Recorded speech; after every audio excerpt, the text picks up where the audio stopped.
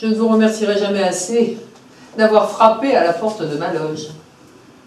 Vous savez comme moi qu'une comédienne est sensible à ce qu'une autre actrice vienne découvrir son travail. Vous n'êtes pas venu les mains vides. Vous veniez me proposer d'être votre partenaire dans cet exceptionnel scénario de Luca Heller. Qu'est-il arrivé à Baby Jane? J'en suis extrêmement touchée. Vous me parlez de Robert Aldrich comme metteur en scène. Vous avez, je crois, tourné 1 ou 2 films sous sa direction.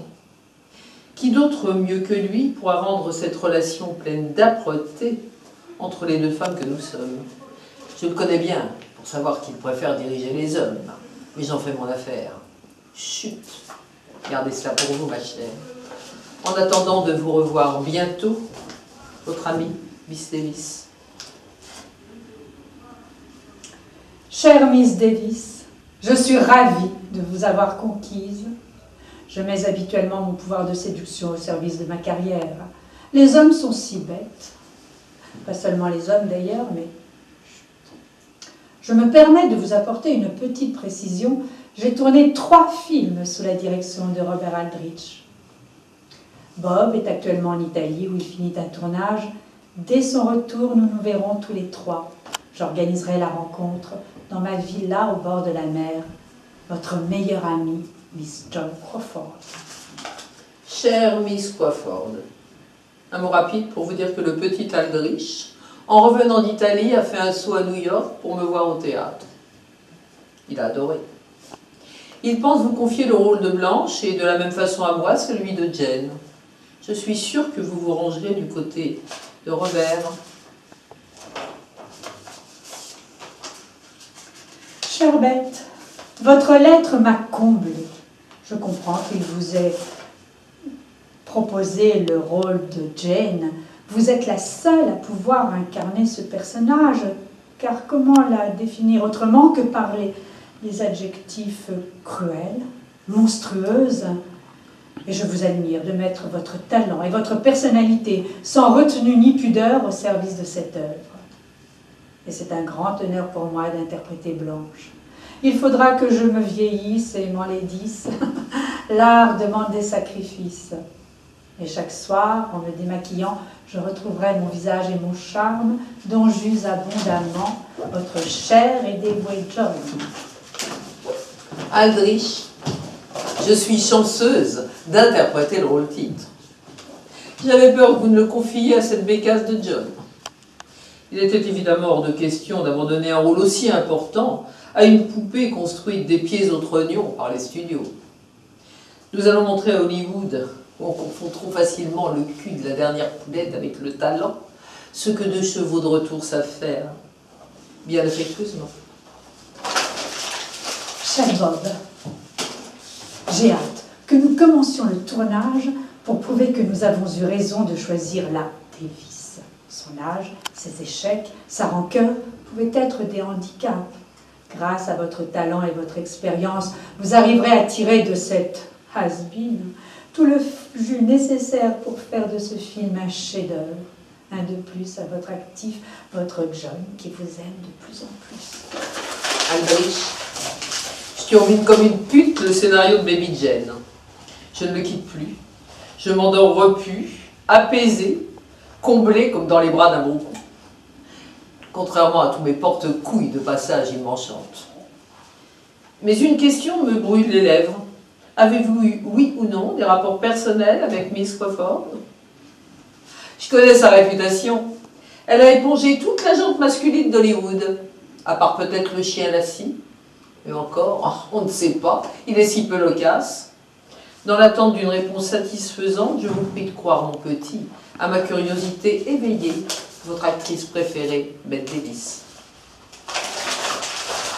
Chère Bette, votre fille est charmante.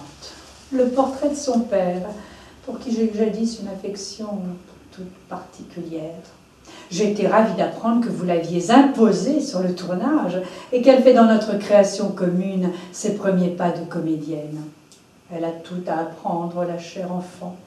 Mais je pense qu'avec un peu de persévérance, avec son nom et votre renom, la porte de quelques jolis petits rôles pourra lui être ouverte. Mais le monde trouble d'Hollywood est-il vraiment à souhaiter à cette pauvre chérie? Je ressens en ce moment le besoin d'un rapprochement entre nous, un partage mutuel de nos vies de mère. Être mère est souvent une erreur, un jeu de hasard, un soir de rencontre, un verre de champagne de trop, une porte cochère, un petit clic, et nous voilà en cloque. Et ça dure toute la vie. Vous avez eu la chance d'être stérile, et vous avez adopté. Pauvre tradition, pauvre espoir. Nous sommes comédiennes, même pas femmes, surtout pas mères. Ne subsiste que l'art dramatique. Cela dit, ne touchez pas à ma fille. Bête, juste un petit mot, j'ai trop bu pour tourner, je suis sûre que vous pouvez comprendre. Soyez gentille, inventez un subterfuge pour la matinée. Ok, je suis solidaire. Par ailleurs, faites-moi le plaisir d'écouter les conseils de notre metteur en scène et de nous faire grâce de votre affreux vernis à ongles pour le gros plan de la main de Blanche sur la rampe d'escalier. C'est une coquetterie que ne se permettrait jamais le personnage. Bob, je suis indignée, tout bonnement indignée. Nous ne sommes plus en 1920. Le jeu a quelque peu évolué depuis le muet, n'est-ce pas? Qu'est-ce que c'est que cette furie qui joue tout au premier degré? Mais cette femme est folle. Les coups que son personnage donne à sa sœur sont de vrais coups que je reçois. Les bleus qui couvrent mon corps sont la preuve de son délire. Et vous avez l'air de cautionner. Si vous ne répondez pas à cette missive avant ce soir, je vous envoie mon propre médecin et mon sale avocat. Furieusement vôtre, Miss John Crawford. PS. 80 films, un Oscar, 5 maris, dont le dernier, Monsieur Pepsi Cola. Aldrich, hier cette pute a lesté les poches de son costume pour être plus lourde. C'était la séquence où je devais la traîner sur toute la hauteur de l'escalier. Je n'ai rien dit sur le coup. Je ne veux pas que notre inimitié passe les murs de ce studio, les ragots vont vite. Mais j'exige la présence de notre producteur Jeanne Vernet, ici tout de suite, maintenant, ou je ne travaillerai pas ce matin. Il s'agit là de savoir une bonne fois pour toutes si son studio a l'intention de s'investir sur Baby Jane. Dans ce cas, il pourrait peut-être en priorité nous fournir le chauffage. Je ne supporte plus de tourner dans ce congélateur. Vous trouvez normal que toute l'équipe soit obligée de se cailler et de travailler avec des blousons de montagnards sur le dos, tout ça parce que Mademoiselle Crawford a je ne sais quelle phobie de microbes. Cher Bob, je suis désolée que la climatisation incommode à ce point Mademoiselle Davis, bien que je considère sa plainte d'une mauvaise foi pitoyable. J'ai lâché sur beaucoup de ses exigences, plus ou moins fondées. Quant à moi, je n'en ai qu'une seule et toute petite, celle d'assainir le studio par une température fraîche. Les miasmes qui circulent dans ce vieux hangar sont un fléau redoutable pour notre santé à tous. J'espère que Mademoiselle Davis saura ravaler ses pulsions égocentriques avant que je sois obligée de les lui renfoncer moi-même dans la gorge. Bob, cette vieille peau a peut-être gardé de bons souvenirs d'enfance de l'ère glaciaire. Mais moi, je suis née à une époque où les mammouths avaient disparu depuis longtemps. Et puis demandez-lui aussi d'arrêter de chialer. Chère Berthe, des bruits courts sur le plateau comme quoi vous êtes frileuse. J'ai là un petit cadeau qui, j'espère, vous ravira. Il s'agit d'une grenouillère authentique utilisée par les trappeurs canadiens. J'ai choisi la taille à vue d'œil. Bien sûr, si c'est un peu trop serré, je dois pouvoir la faire changer. Pouvons-nous nous remettre au travail maintenant? Ma fille chérie, nous arrivons presque à la fin de ce foutu tournage. La Crawford ne m'adresse plus la parole. Quel gain de temps! Le froid de nos rapports n'est rien par rapport au froid qu'il fait sur le plateau. J'ai l'impression de jouer en Alaska alors que nous sommes en Californie. La raison, c'est que John sue énormément comme toute bonne alcoolique qui se respecte. Entre nous, elle aurait dû épouser le PDG de Smirnoff. Elle, toute seule, elle aurait fait tripler les actions de son mari. Je t'embrasse tendrement. Ta mère qui veille au grain.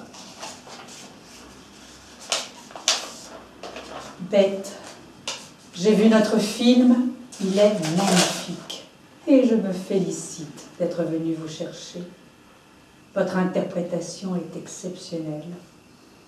Vous ne vous ménagez pas. Quel risque vous prenez? Comment se passe l'après? N'êtes-vous pas une machine à oubli pour mieux vous fondre dans la nature du personnage? N'est-ce pas votre manque de personnalité qui fait votre talent?